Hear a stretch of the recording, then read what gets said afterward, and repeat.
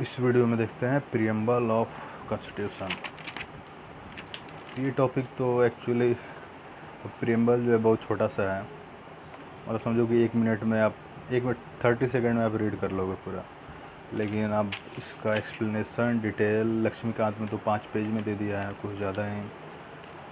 लेकिन हम लोग जितना ज़रूरी है इम्पोर्टेंट देख लेते हैं, बहुत शॉर्ट में भी नहीं और बहुत डिटेल में भी नहीं जाएंगे, जितना ज़रूरत है उतना।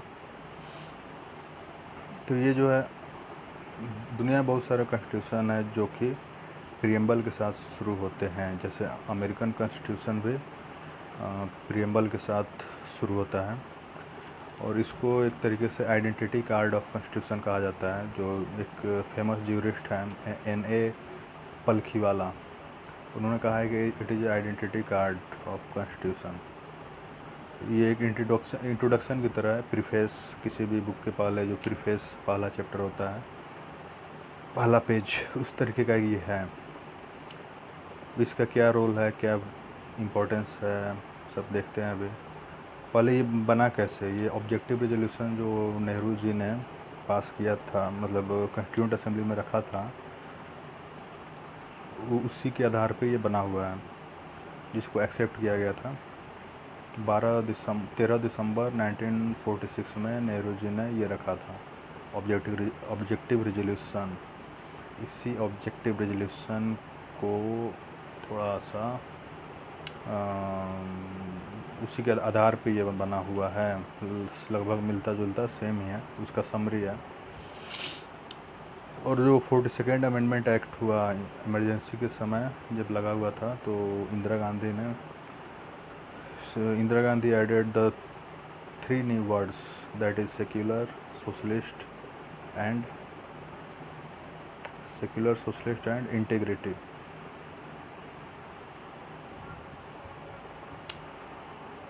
तो प्रीएम्बल जो है वो क्या लिखता है, we the people of India solemnly resolved to constitute India into a sovereign, democratic, secular, social republic, and to secure to all its citizens justice, liberty, equality, fraternity। बस हो गया।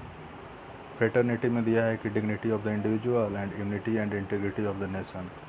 फ्रेटर्निटी मतलब है कि आपस में भाईचारा बनाए रखना, और इसको डिफ़ाइन किया गया है कि इंडिविजुअल का डिग्निटी होना चाहिए, और देश का इंटीग्रिटी, बाउंड्री जो है बना रहना चाहिए। बाउंड्री छोटा नहीं हो, डिवाइड नहीं हो इंडिया, जितना मतलब एरिया है, टोटल एरिया इंडिया का, उसको बनाए रखना, इसे कहते हैं integrity of the nation. Equality जो देता है स्टेटस और अपॉर्चुनिटी का। लिबर्टी देता है thought expression, belief, faith and worship. Justice देता है सोशल, इकोनॉमिक एंड पॉलिटिकल। ये इम्पोर्टेंट है, कुछ एग्जाम में क्वेश्चन आया था ये कि प्रीएम्बल जो है वो कौन कौन से जस्टिस देता है, इकोनॉमिक देता है या नहीं। तो इसी में कन्फ्यूजन हो गया था बहुत लोगों को, इकोनॉमिक देता है या नहीं। इकोनॉमिक जस्टिस भी है, सोशल भी है, पॉलिटिकल भी है। अब क्या है कि प्रीएम्बल से हमको क्या क्या देखने को मिलता है। प्रीएम्बल से हमको 4 चीज़ों का मतलब मेन चीज़ इसमें है, 4 इंग्रेडिएंट कह सकते हैं, पर्पस कह सकते हैं। इसका पर्पस क्या है, तो पहला तो ये है कि प्रीएम्बल जो है ये रिवील्स करता है कि जो कॉन्स्टिट्यूशन का अथॉरिटी है, सोर्स ऑफ अथॉरिटी, वो पीपल्स ऑफ इंडिया, इंडिया के लोग ही उसका अथॉरिटी है। सेकंड जो है, ये नेचर ऑफ इंडियन स्टेट को बताता है कि सोवरेन, सोशलिस्ट, सेक्युलर, डेमोक्रेटिक और रिपब्लिकन इस टाइप से इंडियन स्टेट चलेगा, इंडियन पॉलिटी कैसे चलेगा उसका बताता है ये। फिर objective of the constitution, objective बताता है ये justice, liberty, equality, fraternity, objective. और ये बताता है डेट ऑफ एडॉप्शन नवंबर 26, 1949। इतने चीज़ इंग्रेडिएंट का आता है प्रीएम्बल का। और इसका जो पर्पस बताया जाता है, वो बताया जाता है पर्पस ये है कि ये बताता है, इंडिकेट करता है सोर्स ऑफ अथॉरिटी कौन है, और ये बताता है पर्पस क्या है कॉन्स्टिट्यूशन का। ये 2 चीज़ें बताता है शॉर्ट में।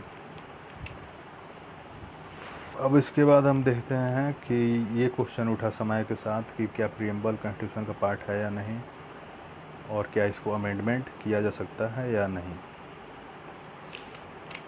तो क्या हुआ कि पहले तो सुप्रीम कोर्ट ने बेरुबारी यूनियन केस 1960 इसमें कहा था कि प्रियम्बल जो है कॉन्स्टिट्यूशन का पार्ट नहीं है। उसने कहा था कि बहुत इम्पोर्टेंट है, फ्रीडम फाइट कॉन्स्टिट्यूशन मेकर जो है उनके माइंड को रीड करने का एक अच्छा जरिया है ये। सब कुछ मानते और इंटरप्रेट करने के लिए कहीं अगर कोई आर्टिकल एम्बिगुअस हो तो उसको इंटरप्रेट करने के लिए प्रियम्बल का सहायता लिया जा सकता है। ये सब कहने के बाद भी बेरुबारी केस 1960 में सुप्रीम कोर्ट ने ये भी कहा कि पार्ट नहीं है कॉन्स्टिट्यूशन का। लेकिन 1973 में केशवानंद भारती केस, जिसमें सुप्रीम कोर्ट ने बहुत सारे डिसीजन इम्पोर्टेंट दिए हुए हैं, उसमें उन्होंने बताया कि प्रियम्बल जो है पार्ट है कॉन्स्टिट्यूशन का और उसको अमेंड भी किया जा सकता है जैसे बाकी होते हैं। और उसके बाद LIC ऑफ इंडिया केस 1995 में दोबारा बोला है कि ये पार्ट है कॉन्स्टिट्यूशन का और इसको अमेंड किया जा सकता है। लेकिन साथ में ये भी बोला है कि बेसिक स्ट्रक्चर इसका ख़त्म नहीं होना चाहिए। अब 1973 में जजमेंट आया, ठीक 3 साल बाद मौका पे चौका लगा दिया इंदिरा गांधी ने। प्रियम्बल जब अमेंड हो सकता है, ये 1973 में अलाउ किया सुप्रीम कोर्ट ने और इंदिरा गांधी ने 1976 में ही अमेंड कर दिया और 3 नया वर्ड जोड़ दिया, secular socialist integrity. Secular socialist integrity. President of the constituent assembly, और जो प्रेसिडेंट ऑफ कॉन्स्टिट्यूएंट असेंबली जो थे उन्होंने भी यही कहा था कि प्रियम्बल एक पार्ट है कॉन्स्टिट्यूशन का। तो उसको ध्यान में रखते हुए सुप्रीम कोर्ट ने इसको अपना पार्ट मान लिया 1973 में। और नॉन जस्टिसेबल है, सुप्रीम कोर्ट ने ये भी बोला 1973 में कि भले ही ये पार्ट है लेकिन ये नॉन जस्टिसेबल है, DPSP टाइप का। और preamble neither source of power भी नहीं है and nor a limit on the legislature के पावर का सोर्स भी नहीं है, लेजिस्लेचर को लिमिट करने का जरिया भी नहीं होता है ये, और नॉन जस्टिसेबल हो गया। अब एक एक वर्ड को डिटेल में देखें तो बहुत लंबा दिया हुआ है, जो कि कॉमन्स बहुत ईजी वर्ड है, आप समझ सकते हैं। जैसे कुछ मैं एक्सप्लेन कर देता हूँ। एक वर्ड है जैसे कि सोवरेंटी का आता है, संप्रभुता। तो सोवरेन क्या है? सोवरेन अब हम लोग बहुत बार पढ़ चुके हैं, NCERT में भी आप देखे होंगे, इंडियन पॉलिटी का NCERT में, फिर भी देख लेते हैं सोवरेंटी। बोला है कि इसका मतलब है इंडिया किसी भी पे डिपेंड नहीं रहेगा, अपना डिसीजन खुद लेगा।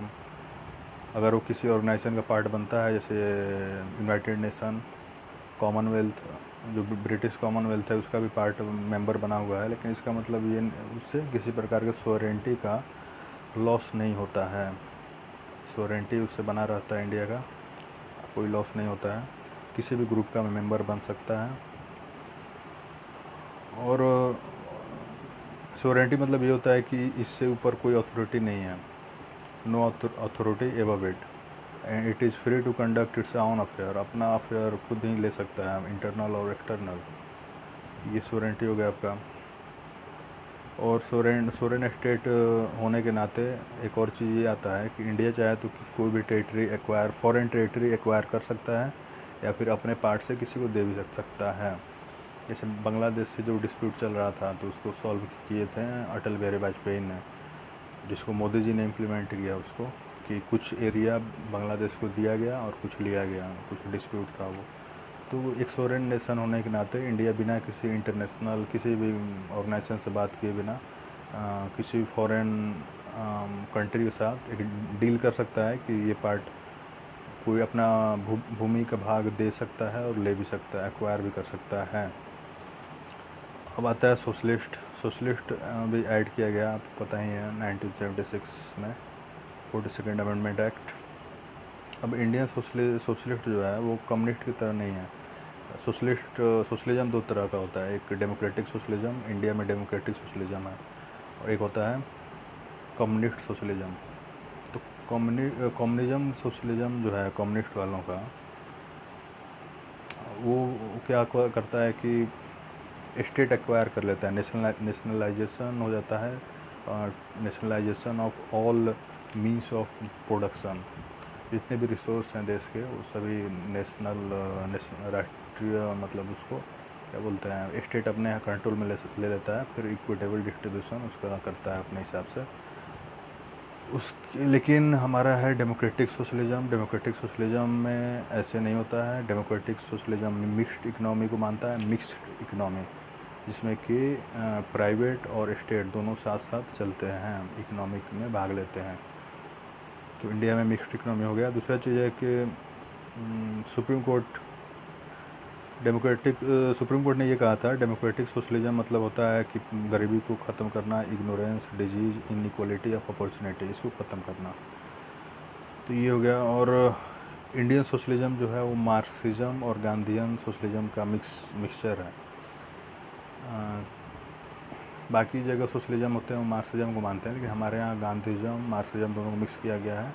और इसमें भी ज़्यादा हम लोग मतलब कि टेंडेंसी हमारा है, ज़्यादा वेटेज हम लोग गांधीयन को देते हैं, गांधीयन सोशलिज्म को। तो गांधीयन सोशलिज्म को जानना बहुत ज़रूरी है। आपको क्या है ये न्यू इकोनॉमिक पॉलिसी 1991 जो है वो थोड़ा डाइल्यूट किया है। 1991 का न्यू इकोनॉमिक पॉलिसी जो आया उसमें क्या किया गया कि आपको लिबरलाइजेशन, प्राइवेटाइजेशन, ग्लोबलाइजेशन कर दिया गया। प्राइवेट को, गवर्नमेंट अब इकोनॉमी से बहुत कम ही चीज़ों का हिस्सा लेता है, बाकी सब प्राइवेट कर दिया गया, ग्लोबल कर दिया गया। तो इससे थोड़ा डाइल्यूट हुआ है, लिखा हुआ है।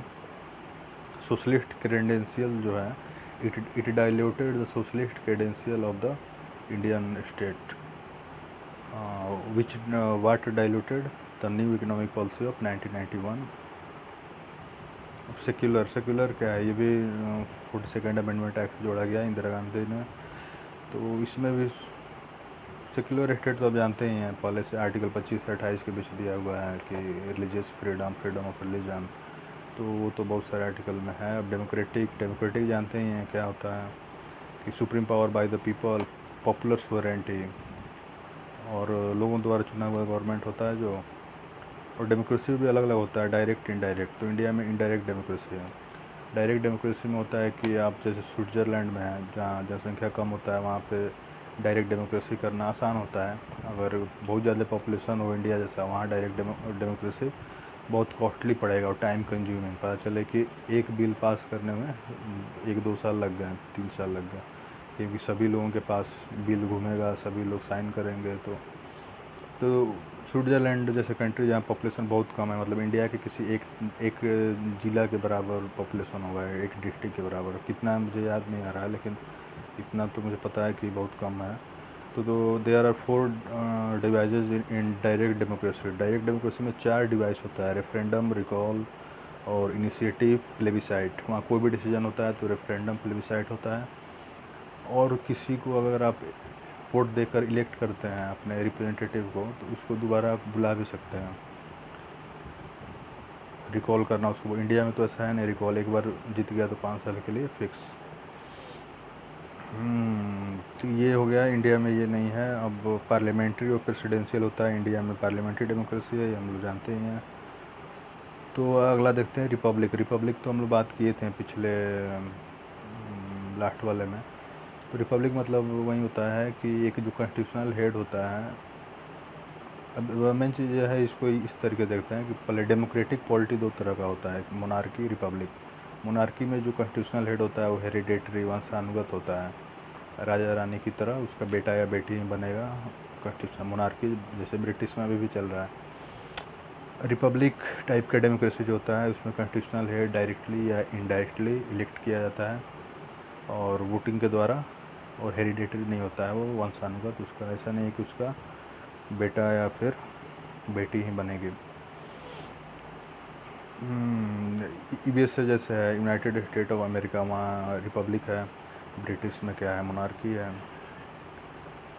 तो ये चीज़ होगा। अब जस्टिस में देखते हैं, और रिपब्लिक मतलब ये भी होता है किसी को स्पेशल प्रिविलेज नहीं देना, सबका इक्वल स्टेटस, प्रिविलेज क्लास को ख़त्म करना, और पॉलिटिकल सोवरेंटी पीपल को दिया जाता है, जनता को। इस टाइप का हो गया जस्टिस। सोशल, इकोनॉमिक, पॉलिटिकल, ये तो हम देख ही लिए थे। SC ST OBC किस बैकवर्ड क्लास को सेफगार्ड करना, और जो सोशल डिस्टिंक्शन नहीं करना किसी को, race, caste, sex, gender, etc। तो यही है और कुछ नहीं है इसमें। डिस्ट्रीब्यूटिव जस्टिस भी होता है। सोशल जस्टिस और इकोनॉमिक जस्टिस जो लिखा हुआ है उसका मतलब होता है डिस्ट्रीब्यूटिव जस्टिस, मतलब वेल्थ, इनकम, प्रॉपर्टी को एक जगह कंसंट्रेट नहीं होने देना, इसको डिस्ट्रीब्यूट करना लोगों के बीच। ये डायरेक्टिव प्रिंसिपल भी है आर्टिकल 39B और C, जो कि prevention of concentration of wealth in, मतलब एक जगह कंसंट्रेट होने से रोकना, और equal distribution of the resources. तो ये जो सोशल, इकोनॉमिक, पॉलिटिकल जस्टिस की बात है, ये रशियन रिवॉल्यूशन 1917 रशियन रिवॉल्यूशन से लिया गया है, इंस्पायर्ड। लिबर्टी तो वही है कि इंडिविजुअल पर्सनालिटी जो जैसा है वैसा खुद को डेवलप करने का आज़ादी दिया जाता है। ऐसा नहीं कि आपको कोई फिक्स तरीके से कॉपी नहीं करने का बताया जाता है कि आपको ऐसे ही आपका व्यक्तित्व कैसा होगा।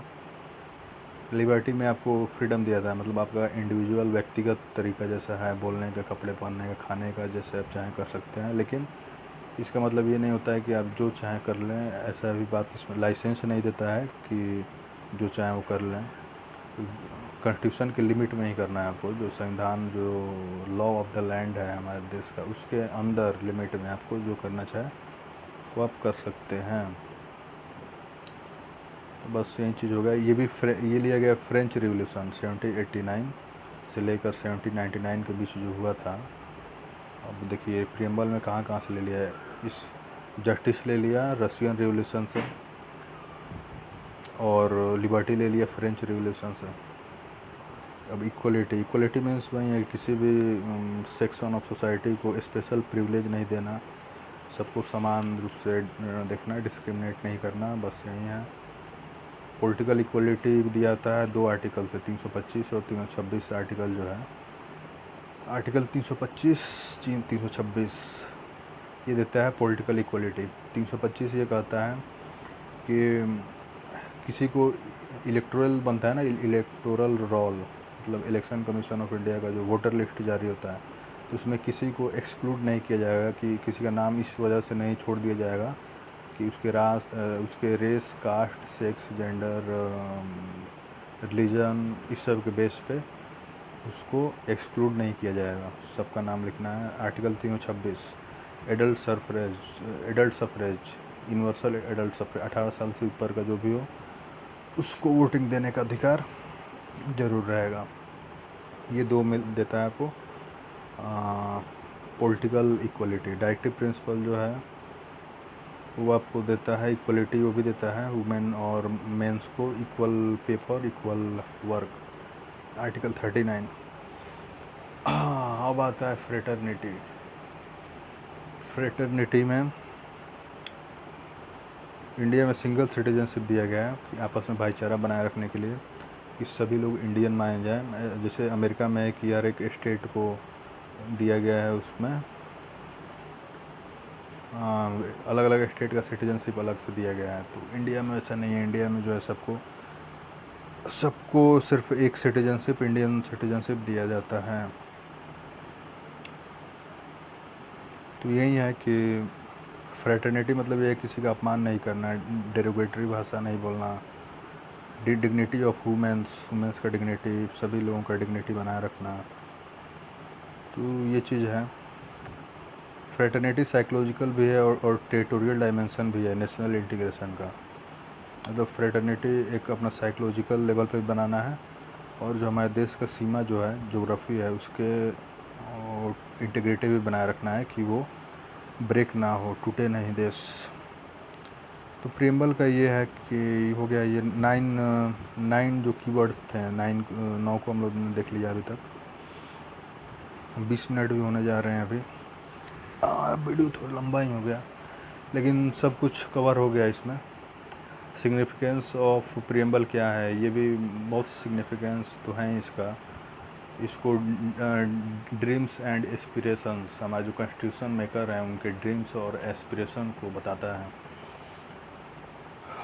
और जो है बहुत ही यूनिक फीचर, इसको सोल ऑफ द कॉन्स्टिट्यूशन भी कहा गया है, की टू द कॉन्स्टिट्यूशन बताया गया है, jewels set of constitution. Sir Ernest Barker जो थे, सर अर्नेस्ट बार्कर एक पॉलिटिकल मतलब थ्योरिस्ट हैं, पॉलिटिकल थिंकर हैं। उन्होंने 1951 में बुक लिखा था, एक principle of social and political theory. तो उनको इतना अच्छा लगा था इंडियन प्रीएम्बल कि अपने बुक के शुरुआत में ही उन्होंने उसको लिख के रखा था, उसको प्रीफेस में लिखा था उन्होंने, और बहुत तारीफ़ किया था कि इंडियन प्रीएम्बल लिखने वाले बहुत ही सोच समझ के ब्रिलियंट तरीके से लिखे हैं। Declaration of independence of United state of America से मिलता जुलता है प्रीएम्बल जो है। ये former chief justice of India थे हिदायतुल्लाह, उन्होंने ये कहा है। इंडियन चीफ जस्टिस जो थे सुप्रीम कोर्ट के, उन्होंने कहा है कि अमेरिकन से भी थोड़ा मिलता जुलता है। हो गया, बाकी प्रीएम्बल इतना ही है और कुछ नहीं है, जो भी है सब कवर हो चुका है, टेंशन ना लें कि कुछ छूटा भी है। Everything has been covered in this video about preamble. Kesavananda Bharati case में इसको पार्ट ऑफ इसको समराइज कर लेते हैं थोड़ा। 1973 केशवानंद भारती केस में इसको क्या मान लिया गया, पार्ट ऑफ कॉन्स्टिट्यूशन, अमेंडमेंट भी हो सकता है लेकिन बेसिक स्ट्रक्चर ब्रेक नहीं होना चाहिए।